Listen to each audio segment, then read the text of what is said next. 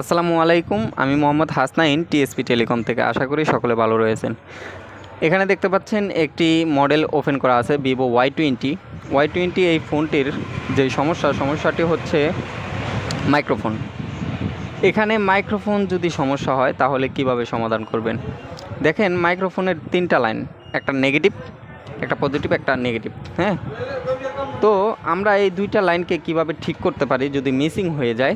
দেখেন, যদি এই লাইনটা এখান থেকে এখানে এসেছে এবং এই লাইনটা এখান থেকে এখানে এসেছে, সোজা কথা। এখন এইখান থেকে এই পর্যন্ত লাইনটা যদি মিসিং থাকে, আমি যদি দেখি এইখানে মান আছে কিন্তু এইখানে নাই, তাহলে আমাকে কি করতে হবে? এখান থেকে জাম্পার করে এখানে এনে দিতে হবে। এই যে দেখতে পাচ্ছেন একটা ক্যাপাসিটার ব্যবহার হয়েছে, এখানেও আপনি এনে জাম্পার করে দিতে পারেন, অথবা এটাকে তুলে জাম্পার করে দিতে পারেন। এখন এই লাইনগুলো এখানে ঠিক আছে, কিন্তু এই আপনি উঠানোর পরে দেখলেন যে এখানে মান নেই, একটা লাইনে আমরা ধরে নিচ্ছি এই লাইনটাতে মান নেই এবং মাইক্রোফোনটি চলতেছে না। তখন আপনি এখানে দেখলেন এখানেও নেই। এখন তাহলে আপনাকে তো মেন বোর্ডে যেতে হবে, যে কোনো এখানে যেহেতু ঠিক আছে তাহলে মেন বোর্ডে যেতে হবে। মেন বোর্ডে আসার পরে আপনি দেখতে পাচ্ছেন এই যে লাইনগুলো, এই 2টা লাইন হচ্ছে মাইক্রোফোনের কাজ করে। হ্যাঁ, এখানে এই লাইনটা হচ্ছে কোথা থেকে কোথায় গিয়েছে এটা আমাদেরকে দেখতে হবে। এই পিন থেকে এই লাইনটা সরাসরি চলে গিয়েছে একটা ক্যাপাসিটার হয়ে পাওয়ার আইসিতে চলে গেছে, এবং তারপরের লাইনটা যেটা, এটাও একটা ক্যাপাসিটার হয়ে পাওয়ার আইসিতে চলে গেছে।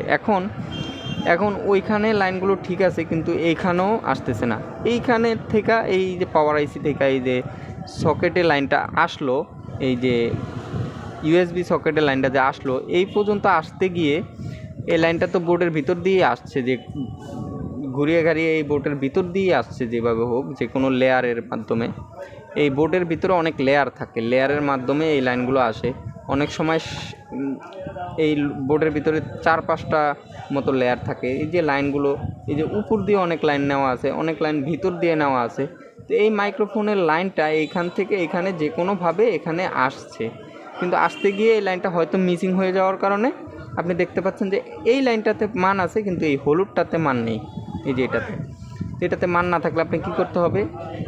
আপনি দেখতে হবে এটার লাস্ট এইখান থেকে আর এখানে আছে কোথায়, এই যে ক্যাপাসিটারে আছে। এখন আমরা যেটা করতে পারি, এই ক্যাপাসিটারের এই প্রান্তে দেখলাম যে মান নাই, কিন্তু এই প্রান্তে ধরছি মান আছে। তার মানে কি, এই ক্যাপাসিটারটা নষ্ট হয়ে গিয়েছে। তো আমরা তখন এটাকে পরিবর্তন করে দিতে পারি, অথবা এটা জাম্পার করে দিতে পারি। এবং দেখলাম যে এই জায়গায় মান আছে কিন্তু ইউএসবি সকেটে মান নাই, তাহলে তো আমার সকেটে যদি মান না আসে, আমার সেকেন্ড পিসিবিতেও মান যাবে না। তো আমি এখান থেকে জাম্পার করে এই সকেটে জাম্পার করে দিতে পারি, তাহলেই মাইক্রোফোনের সমস্যাটি সমাধান হয়ে যাবে। সবাইকে অসংখ্য ধন্যবাদ ভিডিওটি দেখার জন্য। সবাই ভালো থাকবেন, সুস্থ থাকবেন। আল্লাহ হাফেজ।